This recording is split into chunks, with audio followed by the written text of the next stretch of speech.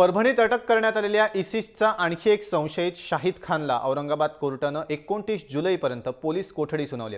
महाराष्ट्र एटीएसनं त्याला अटक केली होती। शाहिद खानकडनं 1 किलो स्फोटकही हस्तगत करण्यात आले। यापूर्वी महाराष्ट्र एटीएसनं नासिर बेन चाऊसला अटक केली होती। नासिरच्या चौकशीनंतर एटीएसनं शाहिद खानला अटक केली आहे। दरम्यान 1 किलो स्फोटकं आणि अन्य शस्त्रसाठा असल्याची कबुली शाहिदनं कोर्टासमोर दिली आहे।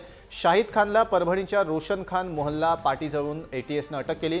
त्यानंतर त्याला नानलपेठ पोलीस ठाण्यात घेऊन जाण्यात आलं। तिथं काही कारवाई करून त्याला औरंगाबादला आणण्यात आलं। दरम्यान शाहिद खान निर्दोष आहे, त्याला विनाकारण त्रास दिला जातोय असा आरोप त्याचे काका मुझम्मिल खान यांनी केलाय।